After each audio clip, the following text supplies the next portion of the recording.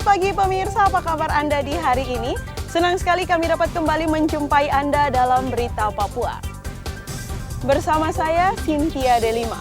Kami hadir dengan sejumlah informasi penting dan menarik yang telah berhasil dihimpun oleh tim redaksi. Dan berikut akan kami hadirkan 3 berita utama kami hari ini.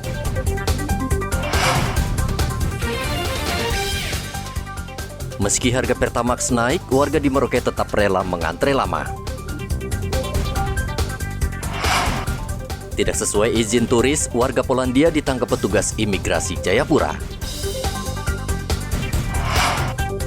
Senjata api kelompok kriminal bersenjata atau KKBD Pegunungan Bintang diduga dari helikopter TNI yang jatuh.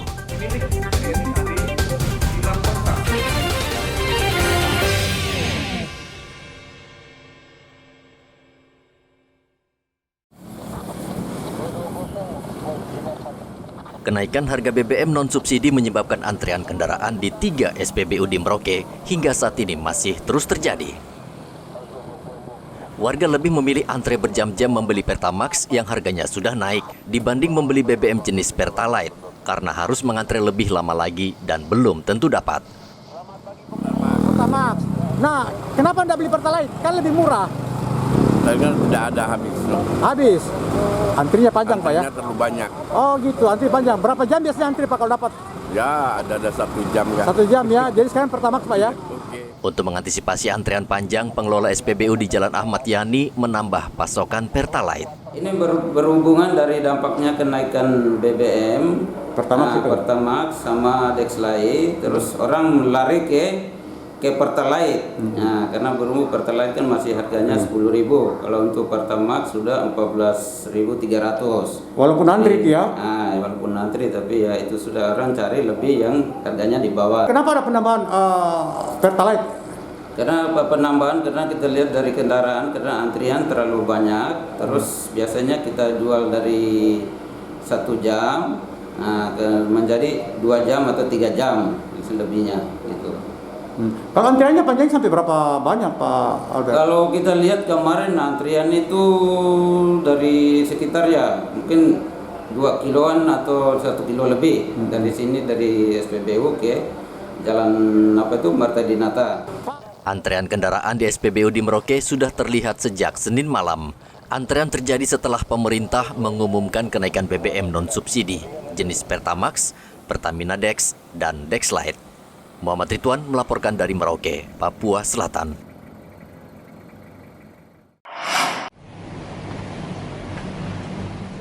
Petugas imigrasi kelas 1 Jayapura menangkap seorang warga Polandia di Kabupaten Sarmi, Papua karena melanggar undang-undang keimigrasian. Warga asing tersebut bekerja meneliti peninggalan bersejarah Perang Dunia Kedua di Sarmi, padahal izin masuk Indonesia sebagai turis. Pria ini masuk Indonesia melalui Bandara Soekarno-Hatta, Jakarta. Qatar Sinki melakukan perjalanan menuju Kabupaten Sarmi. Kemudian berdasarkan informasi Satuan Intelkan Polres Sarmi bahwa warga negara atas nama Marek Katasanski telah berada di Kabupaten Sarmi pada hari Minggu. Setelah berkoordinasi antar kantor imigrasi Jayapura dan Polres Sarmi terkait keberadaan dan juga kegiatan orang asing tersebut untuk meneliti peninggalan sejarah Perang Dunia Kedua yang dilakukan warga negara asing tersebut, maka WNA diamankan sementara oleh Polres Sarmi untuk diserahkan ke pihak imigrasi Jayapura yang masuk di wilayah Indonesia melalui Bandara Soekarno-Hatta, Jakarta tanggal 19 September 2023. Katasanski Marek pernah dideportasi oleh imigrasi Manokwari dan dikenakan pencekalan selama 6 bulan. Petugas imigrasi akan menjatuhkan sanksi sesuai Undang-Undang Keimigrasian, yakni deportasi atau dipulangkan ke negaranya dan dicekal masuk ke Indonesia.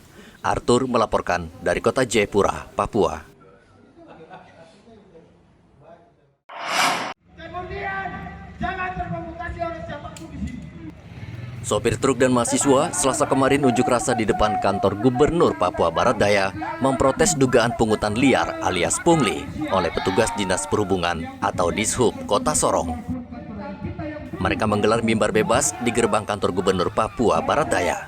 Pengunjuk rasa menuduh petugas Dishub Kota Sorong sengaja menggelar razia, mencegat sopir truk yang memuat barang berlebihan dan tidak menggunakan terpal, kemudian meminta uang damai Rp100.000 hingga Rp200.000. Lalu ditangkap kita, minta STNK, baru kadang langsung kita bayar di tempat 50-100.000 baru kita jalan. Nah, terus kalau kita waktu melawan kita tanya mana surat perintah, dia bilang kami lawan petugas. Bukan masalah melawan petugas, tapi kan kita tanya surat perintah karena kita juga punya hak untuk menanyakan surat itu.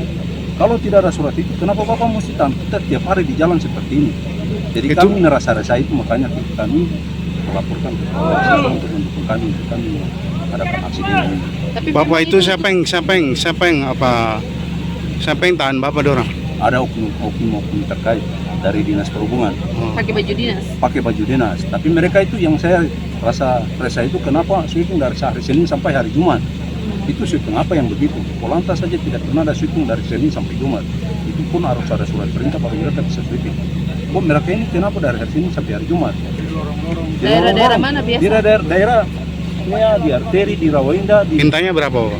Ya? Mintanya berapa? Minta 200 kalau bayar di tempat, kalau kita melawan dia kasih naik harga lagi. Gitu. Kepala Bidang Lalu Lintas Angkutan Jalan Dinas Perhubungan Darat Kota Sorong berjanji akan mengecek informasi pungli yang disampaikan sopir truk. Surat perintah tugas yang diberikan oleh Kepala Dinas untuk melakukan prinsip pengawasan di lapangan terkait dengan muatan galian C.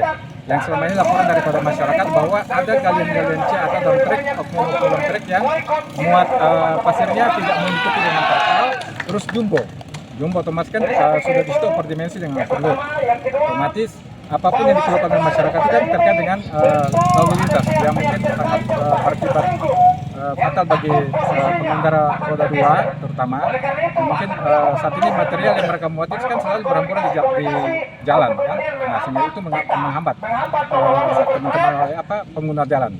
Jadi intinya kalaupun ada hal-hal seperti itu yang diindikasi bahwa atau oknumnya sebelumnya melakukan pungli, saya selaku Kepala Bidang Perhubungan Darat saya akan melakukan investigasi kepada teman-teman semua. Saya akan lakukan itu dan memang kalau memang betul-betul itu ada kejadiannya terjadi, maka saya akan lakukan tindakan. Usai menyampaikan aspirasinya, ratusan sopir truk dan mahasiswa membubarkan diri dengan tertib. Dari Kota Sorong, Papua Barat Daya, Topan melaporkan.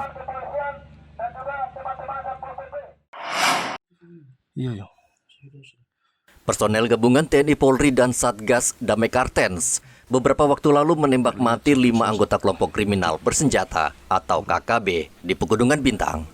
Dalam operasi ini, Satgas juga menyita 3 senjata api serta ratusan butir amunisi. Kasatgas Humas Damai Kartens AKBP Bayu Suseno mengatakan, ketiga senjata api dan ratusan butir amunisi ini, 2 diantaranya merupakan senjata api organik personel Satgas Pamtas 725 Warowagi yang hilang pada tanggal 28 Juni 2019. Menurut Bayu, senjata tersebut hilang saat heli milik TNI Angkatan Darat jatuh di distrik Oskop.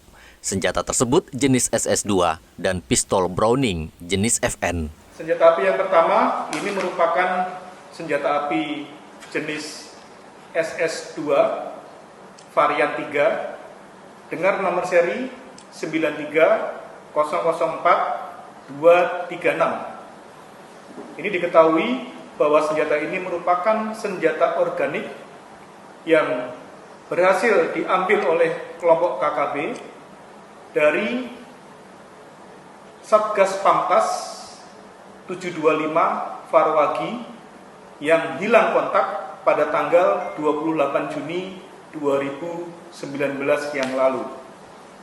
Kita ketahui bersama bahwasanya waktu itu helikopter MI 1745 HA 5138 milik TNI AD hilang kontak di daerah Gunung Botak. Sedangkan satu pucuk lagi merupakan senjata api laras panjang dengan teropong dan masih dalam proses identifikasi. Namun diduga kuat, senjata api tersebut berasal dari Papua New Guinea yang dibeli pasukan KKB Pegubin pada awal tahun 2022. Sementara ratusan amunisi diduga kuat juga berasal dari sumber heli TNI Angkatan Darat. Sementara itu, proses identifikasi terhadap 5 jenazah KKB masih berlangsung. namun mereka diduga anggota KKB pimpinan Ananias Ati Mimin. Kelompok ini pernah membunuh seorang perawat puskesmas Kiwirok, menganiaya 5 petugas puskesmas Kiwirok, membantai 3 pengemudi ojek, hingga membakar bank, puskesmas, dan fasilitas pemerintah lainnya pada tanggal 5 Desember 2022. Rian Tonai melaporkan dari Pegunungan Bintang, Papua Pegunungan.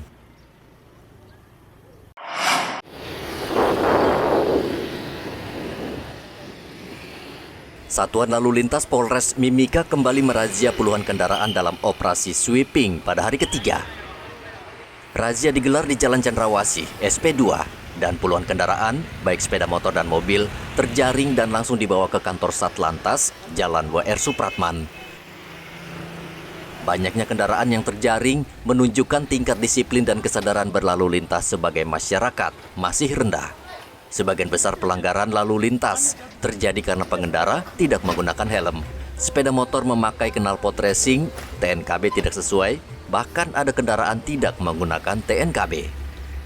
Di hari ketiga kami melakukan kegiatan razia kendaraan baik roda 2, roda 4, dan roda 10.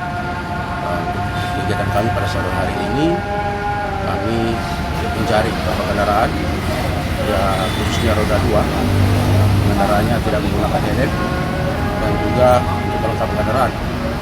Kami masih sudah menemukan kendaraan roda 2 yang menggunakan knalpot racing, dan ada beberapa kendaraan roda 4 yang kami amankan yang untuk TNKB-nya tidak sesuai.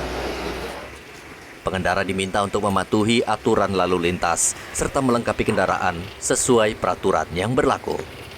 Igobat Memolin melaporkan dari Mimika, Papua Tengah.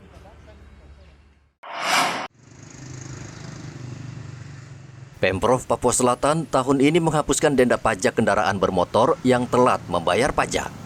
Program penghapusan denda dimulai sejak tanggal 30 September hingga 29 Desember 2023.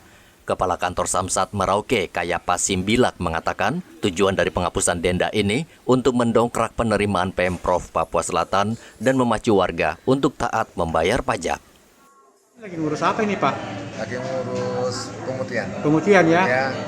Pak, ini kan ada dari pemerintah Provinsi Papua Selatan penghapusan denda pajak kendaraan, Pak ya? Ya. Nah, Bapak, bagaimana tanggapan Bapak dengan program itu, Pak? Tanggapan saya selaku warga masyarakat positif aja, nangkai positif, bagus. Seharusnya kalau bagi masyarakat setiap tahun dadakan lah. Bagus, baik. Iya. Bagus, Pak ya. Iya. Nah, sekarang lagi ngurus apa Bapak ini? Ini ngurus perpanjangan. Perpanjangan, Pak ya. Iya. Tapi ada denda juga, Pak? Enggak ada. Oh, tetap ya? Iya. Yang dihapus adalah denda pajak kendaraan bermotor, denda keterlambatan daftar melewati tanggal jatuh tempo, itu dihapus dendanya, denda pajak kendaraan bermotornya. Terus kedua, denda bea balik nama kendaraan bermotor. Baik itu PBN 1 untuk kendaraan baru yang didaftar tapi tanggal fakturnya itu melewati waktu sesuai ketentuan peraturan perundang-undangan, itu kan akan muncul denda. Nah, denda itu yang dihilangkan. Tahun ini Samsat Merauke menargetkan penerimaan pajak dari kendaraan sebesar 31 miliar rupiah dan awal Oktober ini sudah terrealisasi 28 miliar rupiah. Muhammad Ridwan melaporkan dari Merauke, Papua Selatan. Awas. Iya.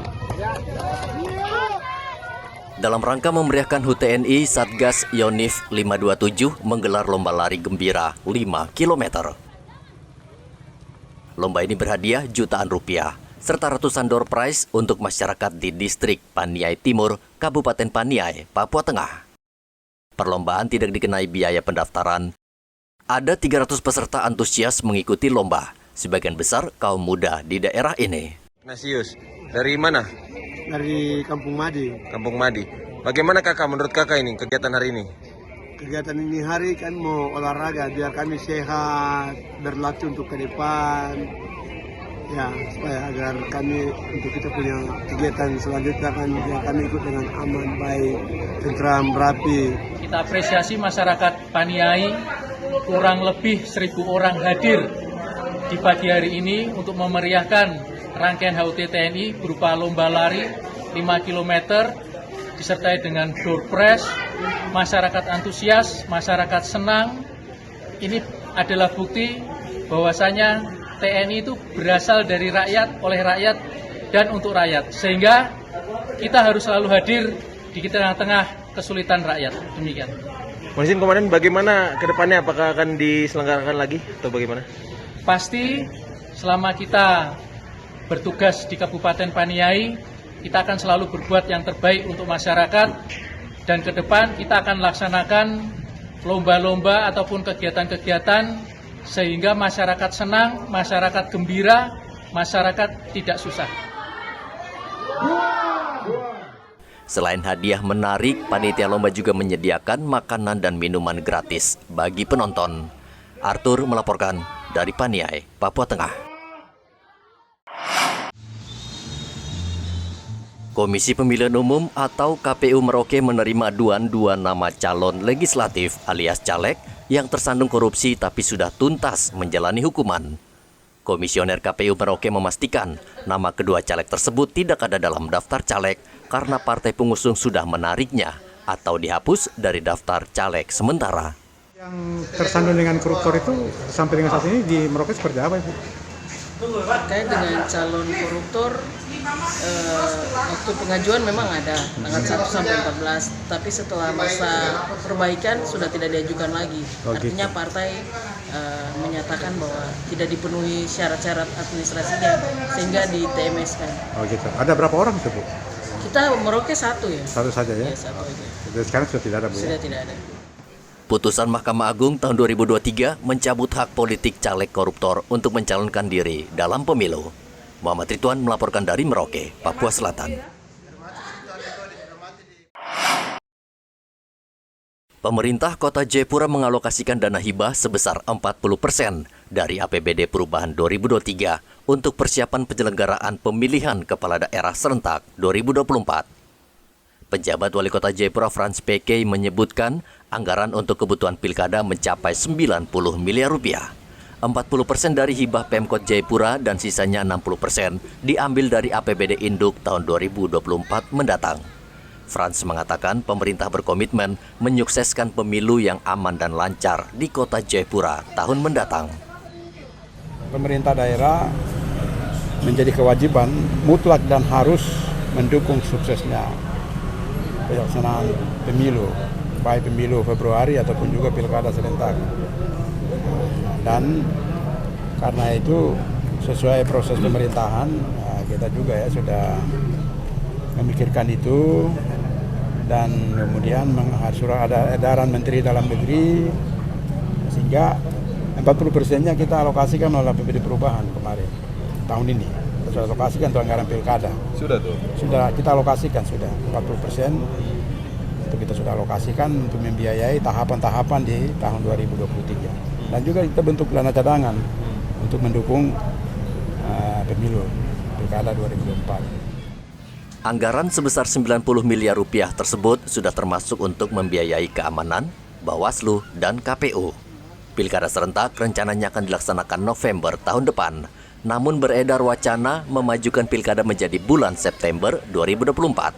Sementara proses pemungutan suara Pilpres dijadwalkan pada tanggal 14 Februari 2024. Menjelang pemilu dan pilkada di Merauke, bakal caleg dan parpol tertentu sibuk mencari dukungan suara. Sebagian bahkan memanfaatkan masjid dengan modus memberikan bantuan, padahal melakukan kampanye terselubung. Majelis Ulama Indonesia MUI Merauke menghimbau umat Islam di Merauke agar mewaspadai parpol dan bacalek yang memanfaatkan masjid untuk mendulang suara. Terkait dengan adanya pihak-pihak yang datang ke satu masjid atau tempat ibadah dengan membawa semacam bantuan. Ya. Hendaknya kita berhati-hati pun dalam hal ini. Terhadap masyarakat yang mungkin menerima bantuan dalam hal ini lewat masjid, hendaknya juga kita jangan sampai ada partai-partai khusus yang datang membawa bantuan dan mengatasnamakan partainya, maka hendaknya kita hati-hati. Karena ini akan menimbulkan dampak yang kita tidak inginkan bersama. MUI menemukan salah satu partai politik peserta pemilu yang memberikan bantuan di masjid namun ditolak pengurus masjid, sehingga menyebabkan hubungan persaudaraan menjadi retak. Hendra dan Muhammad Ridwan melaporkan dari kota Jayapura dan Merauke. Pemirsa, berita yang baru saja Anda saksikan sekaligus menjadi penutup jumpa kita dalam Berita Papua hari ini. Bersama kru yang bertugas, saya Cynthia Delima mengucapkan terima kasih atas perhatian Anda. Kami pamit undur diri, selamat pagi, semangat pagi, Wanyambe.